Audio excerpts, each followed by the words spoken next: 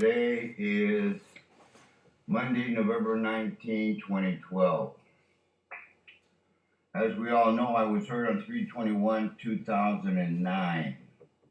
As we all know, that the PR2 did not reflect the Los Angeles Memorial Hospital occupational report for low back. As we all know, I saw Nancy Perdillo, who said I had a sprain, and there was no doctor present. So we know that she did that, and I didn't see a doctor, x-rays, or anything else. And she didn't make an occupational report. At least I don't remember signing anything, okay? And we all know that I seen Dr. Hovey on a follow-up. Okay, she sent me home for a week, wrapped my leg, and ended up in a hospital. She had me on light duty. Now, we all know that much, okay? We also know that on 4/17/2009, they denied me work disability payments, and soon after that, they denied me all medical treatment. So we all know that much.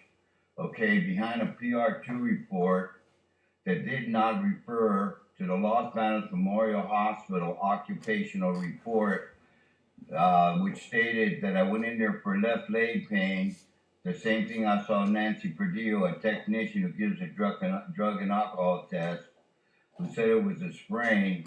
And Los Angeles Hospital, I was there all night, took an MRI at 5 or 6 in the morning, whatever it was, it came out with low back.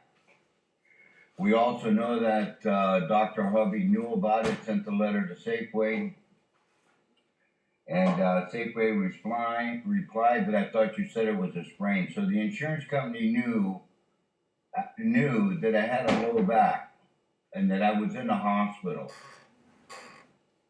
Okay, so the insurance company knows that much. So we all know that the insurance company was notified by Dr. Hovey, and they replied saying that I thought you said it was a low back, and I thought you said it was a sprain. Correction, I thought you said it was a sprain, and is the low back an industrial injury?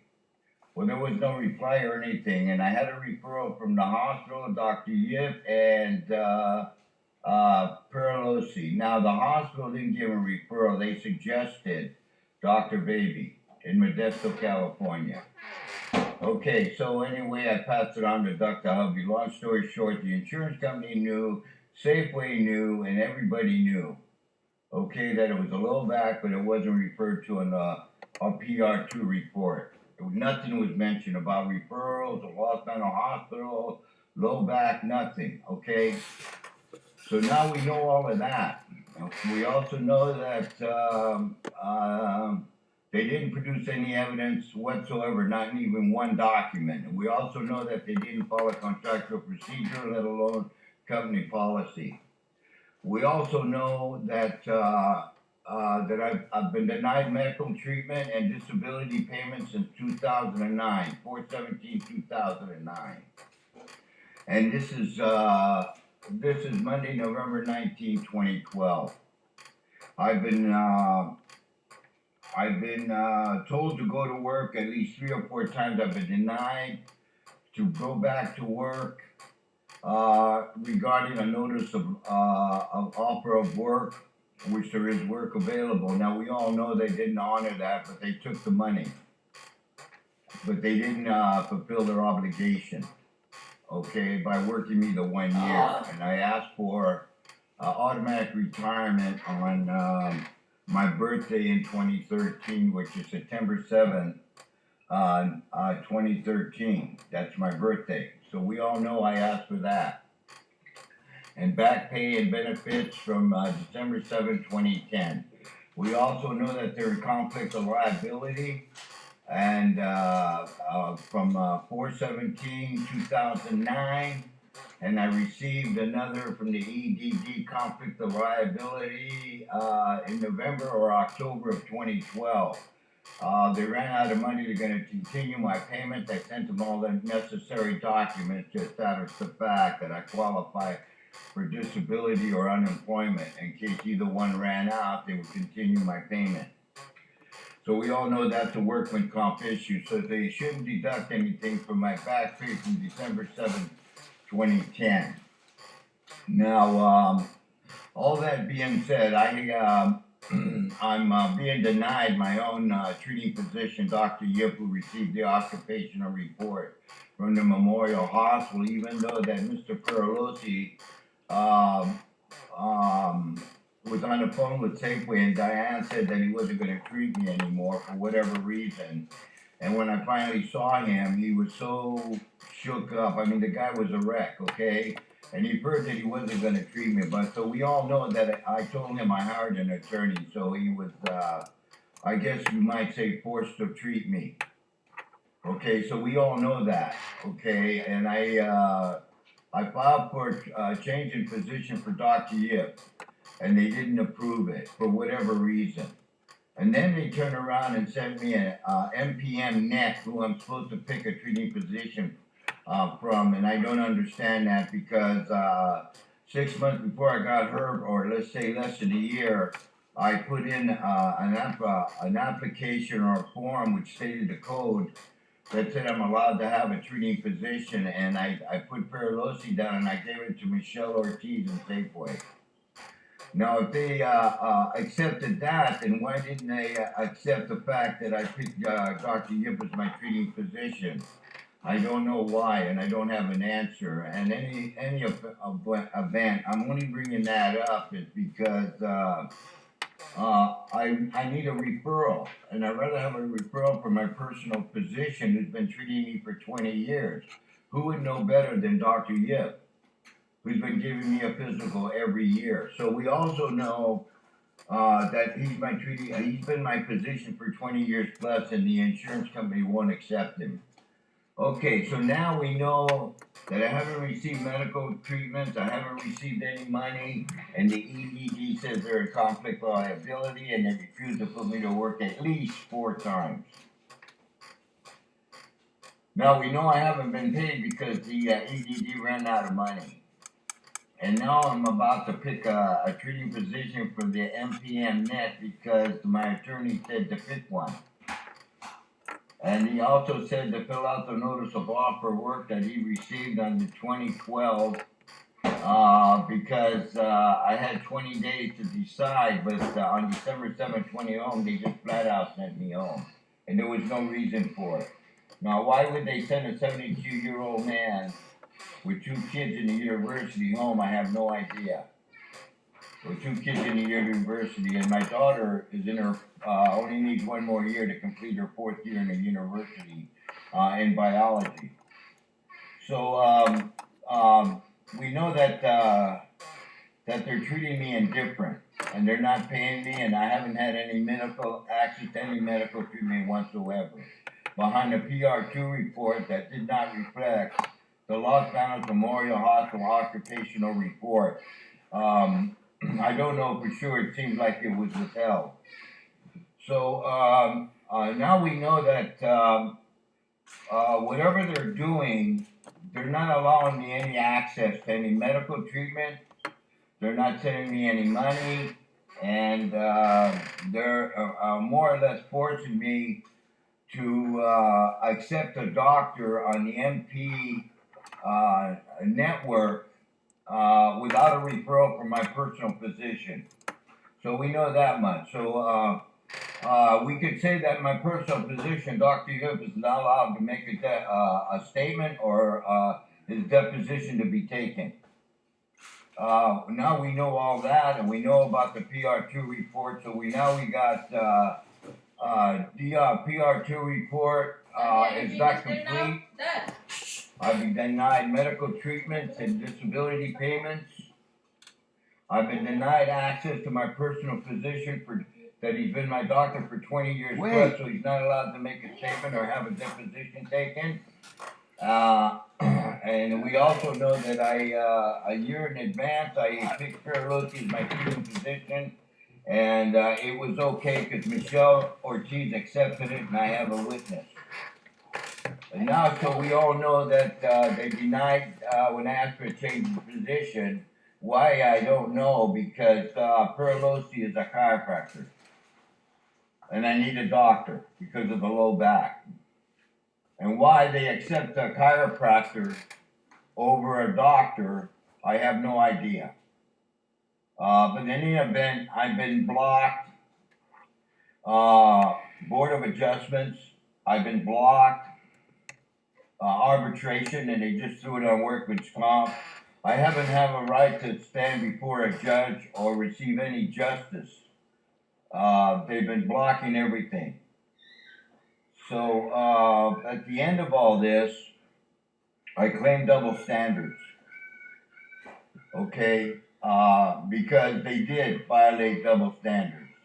They're doing everything in their power to deny me any possible treatment, proper treatment, which I have a right to choose my own doctor, but I guess I don't. They seem to manage my life and everything that I do, say, or hear. So I'm going to reset that for the record in case we go to the Supreme Court. Right, my civil rights have been violated. There's no doubt about it. I don't have any rights whatsoever. They're guiding this whole thing. They're doing everything in their power to deny me any of my rights. It's like driving a car.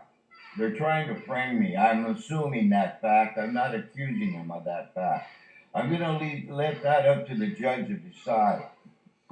If I end up in the Supreme Court, I'll let the Supreme Court justice answer that question. But I'm here in November before Thanksgiving, and we're in bad shape. We're in bad shape. My attorney sent me a letter to report to work, and Mike Sadler refused it. And the transportation, James Williams, was notified that the discharge was denied, and they refused to put me to work. So we all know all that, and they're responsible. And the fact that I never had a hearing test from 2009 or before, and I took a DOT physical every 2 years, and Mike Sadler did not give me, I say again, did not give me a hearing aid test at all at any time, and didn't even ask, wasn't even concerned. And it's his responsibility. And the union took about the same action by flat out sending me home when I told them I didn't understand anything. And now the attorneys have to get me a legal document ordered by a workman's comp judge, Judge Grill. Now, Judge Crawford in workman's comp in a settlement conference suggested to the attorneys to put me back to work because of an EDD report stating that they were in conflict of liability, and they didn't do that either. I should note to the judge that they sent me to the lunchroom and sent me home, flat out. Sent me home, and I have a witness. I have a witness and documents to back up everything that I'm saying. And if there's any question about my statement, you can get the Teamster contract, 439, Local 439 in Stockton, California, and get the Teamster contract, and it'll back up my statement. And also you can get the DOT regulation 395.15 in the interpretation to back up my statement about the automatic onboard recording device cannot be falsified. It was put in there by the federal government, Department of Transportation. And it states in there that for me and the 400 other drivers, it's not possible to falsify anything, and that was the intent of the onboard automatic recording device to be tamper-proof. That was the intent of the federal government, why they put it in there. Okay? And the dispatcher is the only one with the key. And the company knows that, Mike Sadler knows that, and James Williams, the transportation manager, knows that, but yet they didn't take any action. So I've been treated indifferent, and there's no doubt about it. So, like I said, today is Monday, November 19th. For the record, this is a notation. Possibility may play in this tape in court is possible. So I'm saying that I've been not denied workman's comp, whatever I'm supposed to be allowed under workman's comp law. I was denied. And the fact that the PR2 did not reflect the Los Banos occupational injury report, and there's no doubt about it. Okay, I was even denied prescription drug. I even had a QME that said I'm allowed prescription drug. They sent me home on December 7, 2010. As we all know, I was on FMLA, and they took away. I'm allowed medical care if I'm on FMLA leave or whatever. Even if they send me home like they did, I should be allowed medical treatment, but they blocked that. And they took my lifetime medical away, which I paid $2,000 to $3,000 plus in 2002 or 2003, and I paid every year into that, almost going on 10 years, and they took that away from me, and I paid for it. For the record, I paid for that, and they took it. Okay? They took all my money. In 2009, they just took me off work, put me back on, took me off work, put me back on, and they kept the money. They didn't follow contractual procedures. Like I said, they kept blocking, nothing. I've been denied medical treatment, disability payments, and now I'm picking a treating position on that. I'm not going to repeat myself. This is for the court. I have a severe profound hearing impairment, and the attorneys made me an appointment. So, and they also made me an appointment for a QME report. Another one that I had one in October 13, 2010, and they held up the notice of offer of work for 2 months before they sent it to me on December 1st. So why they did that, I don't know, but you better believe they did it for a reason. Because on December 3rd, 2010, when I went to work, on December 7th, 2010, there a half a day, they just flat out sent me home, and the guy falsified my documents. And he's the only one with the key that can do that. You see?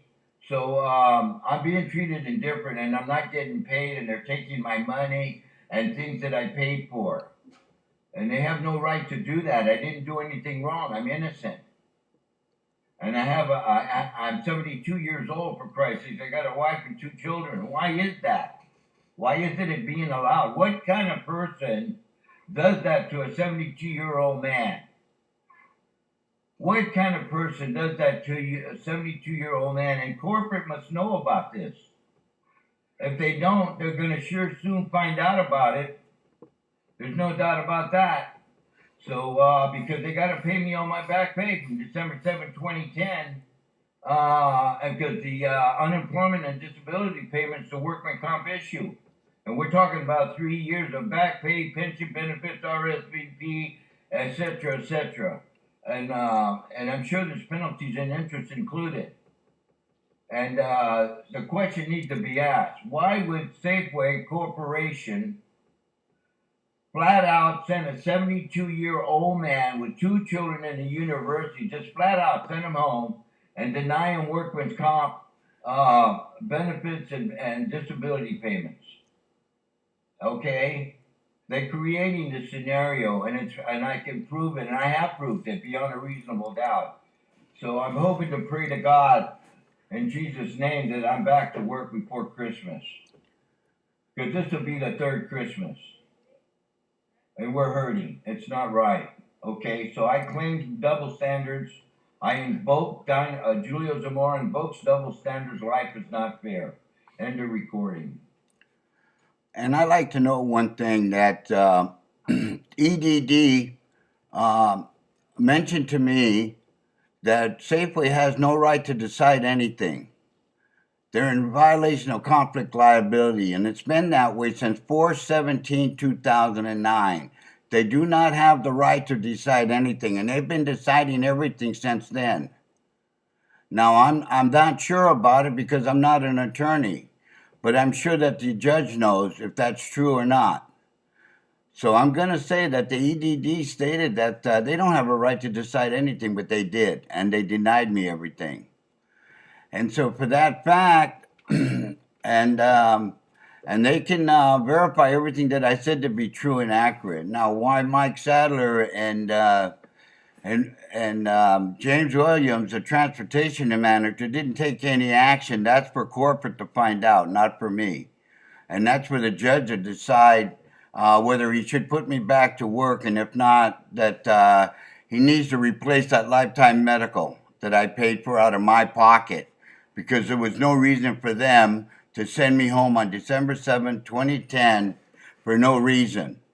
There was no reason. I had a permanent disability, and they were in violation of 132A, etc. So I'm going to read this thing about double standards for the court, okay? A double standard is the application of different set of principles for similar situations or two different people in the same situation. A double standard may take the form of an instance in which certain concepts, often, for example, a word, phrase, social norm, or rule, are perceived as acceptable to be applied by one group of people, but are considered unacceptable, taboo, when applied by another group. The concept of double standards has long been applied as early as 1872. Two different moral structures on men versus women. A double standard, thus, can be described as sort of a biased, morality, unfair suspension towards a certain group of the principle that all are equal in their freedoms. Such double standards are seen as unjustified because they violate a basic maxim of modern legal jurisprudence that all parties should stand equal before the law. Double standards also violate the principle of justice, known as impartiality, which is based on the assumption that the same standards should be applied to all people, without regard to subjective bias or favoritism, based on social class, rank, ethnicity, gender, religion, sexual orientation, age, or other distinctions.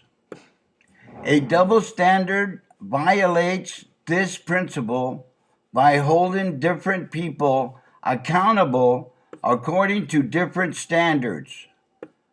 The phrase, "life is not fair," may be invoked in order to modify or mollify MOLLIFY, concerns over double standards. There is a distinction to be made between double standards and hypocrisy, which implies the stated or presumed acceptance of a single standard a person claims to hold himself or herself accountable to, but which in practice may be disregarded. Being hypocritical to the double standard is then a positive example of hypocrisy as well. I, Julio Zamora, claim or invoke double standards. Life is not fair. This is a statement for the court, and today is Tuesday, November 20th, 2012 at 8:20 in the morning.